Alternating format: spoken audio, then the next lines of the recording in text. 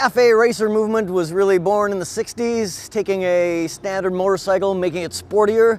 And today, there's a reborn cafe racer movement. And for 2013, we got two great contenders from Europe. Over here is the Triumph Thruxton 865cc parallel twin in this beautiful Brooklands green new color. And over here is the Moto Guzzi V7 Racer 750cc V-twin engine. For 2013, Moto Guzzi's redesigned its 90-degree V-twin motor. 70% of the parts inside are new. One of the biggest changes for 2013 is the adoption of a single throttle body and a repositioned intake in an airbox behind here. Moto Guzzi says to expect about 12% more power than last year's 750cc V-twin.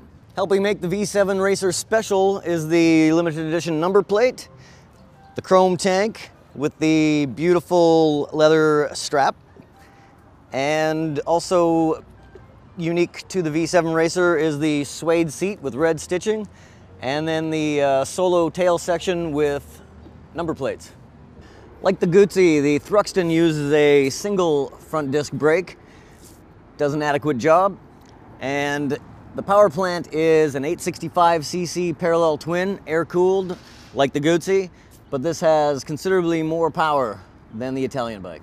Early Triumph Thruxtons had a really low bar position that was really uncomfortable and unbecoming of a bike such as this that should be more comfortable for long distances. Thankfully, that's changed. The bars are now higher and have a comfortable riding position that you don't have any weight on your wrists when you're riding on the freeway. Adding a bit of sportiness to the Thruxton is this gold racing stripe that continues back onto the solo seat cowl. And unlike the Guzzi, this seat cowl can be removed so you can get a passenger on it. The Guzzi does not have passenger accommodations.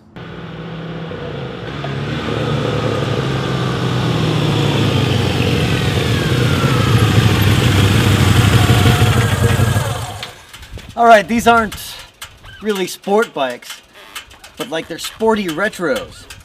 I think the Triumph's got the edge in the motor, but I think the Guzzi has got the edge in all the tasteful details. How do you see it? I agree with that, Kevin. I think, you know, with these highly stylized bikes, it's always about finding that balance between form and function. And I think the Thruxton is a little better at that because it is a very beautiful motorcycle, but it's also got the performance and the comfort. So yeah, the Triumph motor has more power, but it's almost electric-like compared to the Guzzi. The Guzzi, you can feel it vibrating, you feel it rock the bike at when you're revving it when it's stopped. It's got some more character, but it's also kind of more annoying in a way. That's true. You know, it's even tame by typical 750 standards as far as performance, but it is a lot of fun to ride and it looks great. And kudos to Guzzi. I think that motor is better than the previous V7 motor. It is more powerful, even feels like it's got a little bit more low end, and it's a more advanced fuel injection system because it doesn't use a throttle or a fuel enrichener like the Triumphs. And sometimes on the Triumph, when you're off the throttle and you go to reapply after the apex of a corner, it can be a little bit snatchy, whereas the Guzzi is nice and smooth. That's true. That's true, and I also find that it's almost better to short shift this bike and just keep it in the sweet spot around 4,000 because you get up along beyond 55 or 6,000, you get a lot of buzz in these handlebars. Yeah. All right, just finished a long day on these modern takes on cafe racers. Moto Guzzi V7 Racer. I think it's the eye-catching bling magnet of the group, but the Triumph's got some motor on it, and it's possibly a more usable everyday motorcycle. What's your take, John? I think it's definitely more comfortable, especially if you're going to go on a longer ride or using it as a daily commuter. This thing has eye candy, you know. It's beautiful if you're going to go hopping around, but if you're going to need a daily rider, this might be the one for you. Yeah, I gotta say, there is nothing that looks quite like the V7 Racer, and wherever you stop and pull over, you're just about sure to get a admiring glance or three.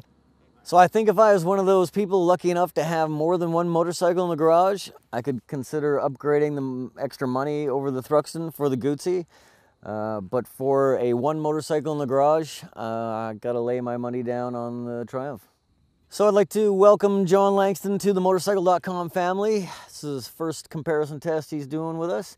And for the full review of how these two bikes compare, you should read his story on motorcycle.com.